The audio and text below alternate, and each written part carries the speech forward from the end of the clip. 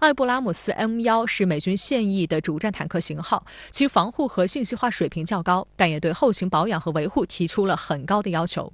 由于采用燃气轮机，这与乌克兰工程师可能更为熟悉修理的柴油发动坦克所使用的发动机并不相同。而 M1油耗非常高，有油老虎之称。乌克兰获得 M1后，就不得不考虑如何持续而稳定地为它提供燃料。BBC 就指出，乌克兰面临的最大挑战将是物流，也就是维持燃料、弹药和备件的流动。比乌军战斗经验更丰富、保障水平更先进的俄罗斯陆军装甲部队，在冲突初期就遭遇后勤补给困难的问题。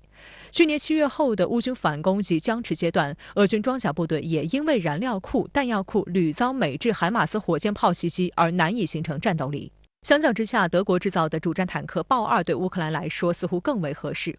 日前，德国之声记者前往驻扎顿涅茨克的乌克兰坦克部队进行采访。目前乌军使用的坦克以苏制 T72为主，基本上全都十分老旧，甚至到了拆东墙补西墙的地步。前线人员对德国之声记者说，他们需要更多非苏联设计的武器，需要西方装备，最好是有备件和维修的后勤服务。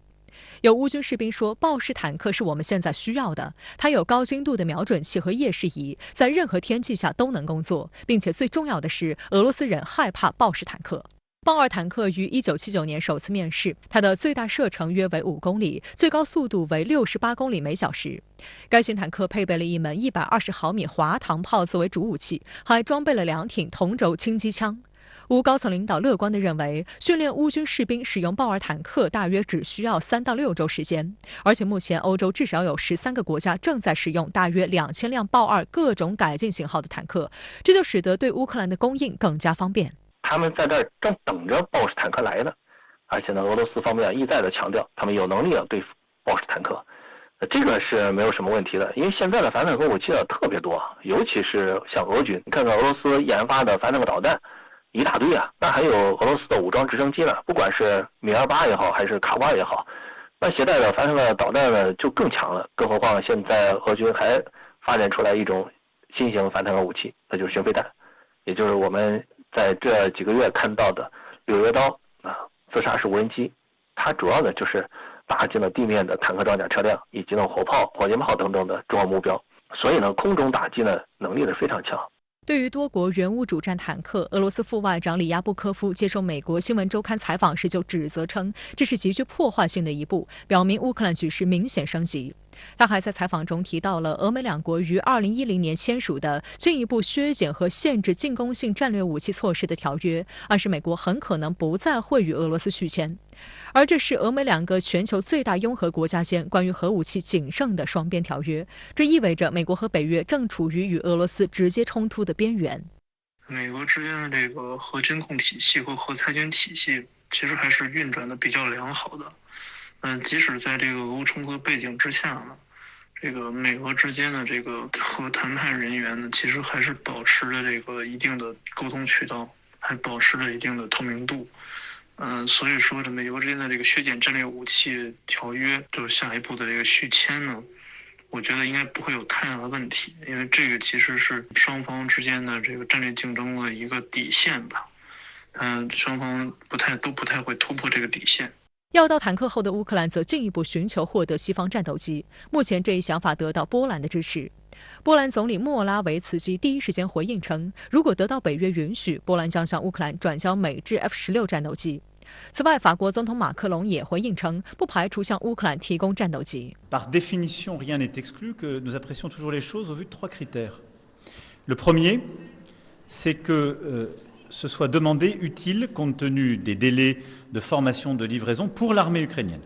德国、美国的态度则截然不同。29号，德国总理舒尔茨在接受德国《每日镜报》采访时重申，德方不会向乌克兰提供战斗机，同时有必要与俄罗斯方面继续沟通。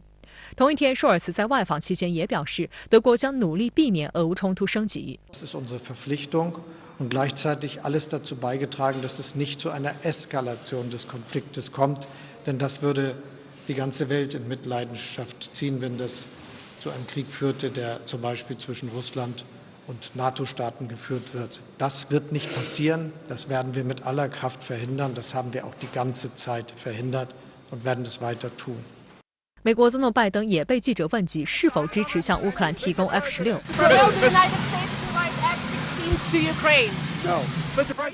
深圳卫视注意到，在是否向乌克兰提供主战坦克的问题上，拜登也曾斩钉截铁地拒绝过，德国也是。西班牙国家报26号的一篇文章指，此前支持基辅的盟友主要向其提供苏联时期的武器，随着盟友去年开始提供标枪反坦克导弹，禁忌也随之被打破。此后，坦克的供应也一直被视为西方盟友支持乌克兰的一条红线，代表着支持基辅的明确姿态，并将为其他进攻性装备的移交打开大门。如今，战斗机成为了下一条红线。事实上，美国官方的表态已十分耐人寻味。1月27号，美国国家安全委员会发言人约翰·科比承认乌克兰总统泽连斯基要求提供战斗机。他说：“我们一直在与乌克兰讨论他们的需求，并希望确保我们正在尽最大努力满足他们。如果我们做不到，我们的一些盟友和合作伙伴也可以。”相关话题来连线特约评论员吴健。吴先生您好。M1和豹2坦克已成俄乌冲突的新闻顶流，目前累计待交付乌克兰的就有100辆之多。那么，吴先生，您对于这种陆战之王评价如何？会否对当前战局产生重大影响呢？我的看法，西方坦克入乌，政治和技术的价值要大于军事价值。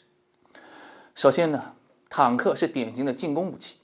尤其长期作为苏联和俄罗斯军队的力量图腾。西方肯把本家坦克大量援乌，其实是进一步放大从战场上打败俄国人的政治信号。从心理角度看，当乌克兰人开着这些昔日冷战对手的坦克，去跟过去的斯拉夫兄弟俄罗斯拼杀，这种敌我意味的场景，无疑将进一步拉伸俄乌的仇恨。其次呢，技术上 M1 和豹2坦克是有秘密的，但现代武器的要害是信息化，从发动机到火炮等硬件，即便泄露出去，伤害其实也不大。比如之前 M1 折戟也门，豹2被土耳其人丢给伊斯兰国，所谓的泄密后来都是空穴来风，美欧军界并不太在意，他们更希望借乌克兰代理人去检验这些坦克的作战效能，反正不是死自己人。第三呢， M1 和豹2都是动辄50来吨的重型主战坦克，在顿巴斯、扎波罗热这样的主要战场，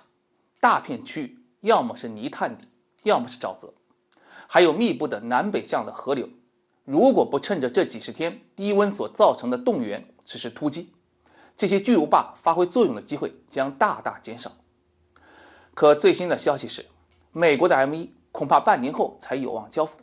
豹2到货快，但预计到2月底也不会超过一个营50辆左右的规模。就俄乌绵延800多公里的战线而言，实在有些杯水车薪。从这个角度看，坦克援乌是西方对俄打到底的政治动作，技术上没有泄密负担。同时呢，援助的数量和速度可以根据时局随时调整，因此它们不是简单的军事武器，而是政治武器。抛开政治谈军事，既然西方坦克双煞即将到手，从乌军的用户角度出发，他们会如何使用呢？俄军会如何反制呢？坦克不是三明治，4K 包装就能吃，它需要完整勤务体系保障才能发挥作用。举个例子，50年前的中东战争，美国援助以色列坦克是车里提前加满油，塞满一个基数的弹药，下了飞机轮船，直接送上平板卡车，拖到前线兵站后自行出战，不仅大大压缩了战斗转换时间，还避免了坦克从后方开赴前线的履带行军，节约了宝贵的摩托小时。这些经验放到今天依然够用。观察乌军现状，其最优解的方案是集中使用。北约欧洲国家承诺尽快供应100辆豹2，如果兑现，乌军理论上能先编2个营。考虑到乌军已经从波兰、捷克、斯洛伐克得到了超过200多台改造后的苏制特72坦克，他们拥有北约制式的通信系统，乌军完全能用豹2和北约化特72混编成几个装甲旅，通过信息搭桥的方式建立统一指挥。如果集中投放到某一段战线，可以收到震撼效果，因为豹2坦克的火控观瞄比苏俄制的坦克好，加上火炮威力大，可以充当进攻矛头。而特勤2呢，吨位轻，机动性有优势，可以起到扩大突破口和掩护豹2侧翼的作用。当然，乌军使用西方坦克难题也很突出，最棘手的是能不能搞起一套新的勤务保障。仅以豹2为例，从 MTU 柴油机到120炮弹，都是乌克兰没储备的。即便算上毗邻的北约国家，只有波兰勉强有点存货，但应付这么大规模的消耗没有把握。况且，豹2还有未来的 M1，全是50多吨的铁疙瘩。无论作战演习，他们过去都是靠海运、铁运来解决长途输送，再通过配套的平板拖车解决短途输送。坦克只有在交战时才动用自己的铁脚板。可看看现在呢，乌克兰铁路无论利沃夫到波兰的热舒夫，还是敖德萨到罗马尼亚的加拉茨，这2条钢铁生命线反复遭到俄军轰炸，许多电力机车以及配套变电站被毁，运力显著下降，支持持久作战的能力有限。